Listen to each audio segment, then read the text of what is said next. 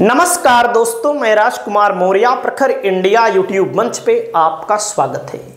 राज ठाकरे को लेकर बहुत बड़ी खबर आ चुकी है। राज ठाकरे उद्धव ठाकरे के चचेरे भाई हैं। बाला साहेब ठाकरे जब जीवित थे तो राज ठाकरे को शिवसेना का उत्तराधिकारी माना जाता था।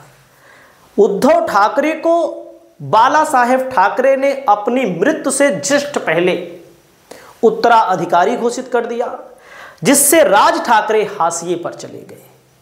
लेकिन एक समय ऐसा आया हुआ है इस समय जब राज ठाकरे और बाला साहेब ठाकरे के पुत्र, जो सगे पुत्र उद्धव ठाकरे, दोनों में अनबन बताई जाती है। और जब दो भाइयों के बीच में लड़ाई है तो तीसरे ने बाजी मार ली है। तीसरे कौन? शिंदे, एकनाथ शिंदे। ऐसा बताया जाता है कि एकनाथ शिंदे कभी ड्राइवरी का काम करते थे, जो अभी मुख्यमंत्री महाराष्ट्र के थे, जिनके नेतृत्व में चुनाव भी लड़ा गया, लेकिन संभवतः अब वे मुख्यमंत्री नहीं रहेंगे।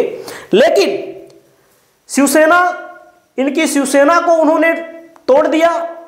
उनके पास 56-57 विधायक हैं, जो असली हकदार थे इनके पास केवल 20 विधायक हैं। और जिस तरह से बुरी तरह हार हुई है विधानसभा में और लोकसभा में 21 सीटों पर लड़े थे उद्धव ठाकरे की पार्टी, केवल 9 जीते थे। उसी समय मैं बता रहा था कि कमजोर पॉइंट पर है। वहीं पर जो राज ठाकरे हैं, अब राज ठाकरे और उद्धव ठाकरे के बीच जब तीसरा व्यक्ति मौका मिला, फायदा उठा लिया, तो अब राज ठाकरे के ऊपर भी मुसीबत आई। इनकी पार्टी है महाराष्ट्र नवनिर्माण सेना। इनकी पार्टी है महाराष्ट्र नवनिर्माण सेना। मराठियों की बात करते हैं, उत्तर भारतीयों के खिलाफ बहुत कुछ बोल चुके हैं। लेकिन जब अब की बार 2024 में चुनाव हुआ तो इनकी पार्टी है एमएनएस।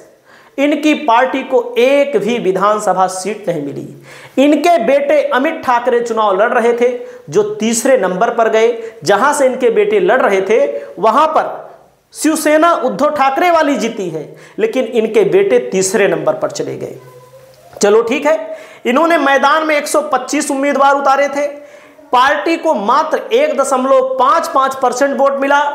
अब इनकी जो एमएनएस है महाराष्ट्र नवनिर्माण सेना, इनकी पार्टी पर खराब प्रदर्शन के लिए इनको जो मान्यता मिली है पार्टी की, इनकी मान्यता भी रद्द होने वाली है।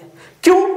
क्योंकि चुनाव आयोग का कुछ नियम है, कुछ कानून है। उस नियम कानून को सुनिए। और इनका चुनाव चिन्ह जो रेल का इंजन है, देख सकते हैं रेल का इंजन है, ये भी छिन सकता है। चुनाव आयोग के मुताबिक ये बताया गया है, किसी को सूबे में पार्टी की मान्यता प्राप्त करने के लिए अगर पार्टी विधानसभा चुनाव में कम से कम 1 सीट जीतती है, कम से कम 1 सीट उसको जीतना पड़ेगा, या 8% वोट पाती है, तो उसको क्षेत्रीय पार्टी की मान्यता मिलती है। एक भी सीट नहीं जीती, मान लीजिए एक भी नहीं जीत पाते, तो पूरे उसमें 8% वोट पाओ, 8% भी वोट नहीं मिला।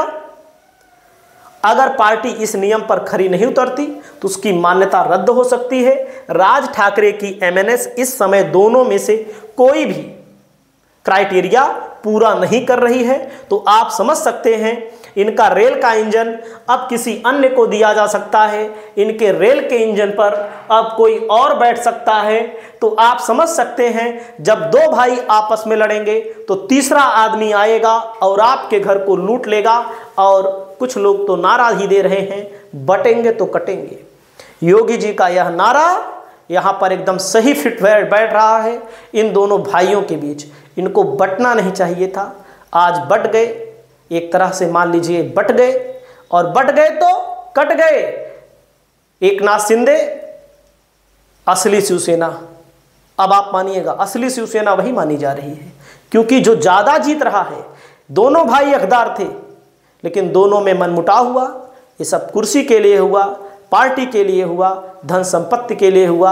आज तीसरा व्यक्ति फायदा उठा रहा है। और दोनों भाइयों के पास, जो उन्होंने महाराष्ट्र नवनिर्माण सेना बनाई थी, उनकी स्थिति तो एकदम खराब है, और इनकी भी स्थिति बहुत अच्छी नहीं मानी जाएगी। 9 सांसद, 20 विधायक कब किसी पार्टी में भाग जाए, इन लोगों का कोई भरोसा नहीं है। क्योंकि इसके पहले उद्धव ठाकरे की पार्टी को बहुत बड़ा झटका लग चुका है। आपकी क्या राय है, आप अपनी राय को बताइएगा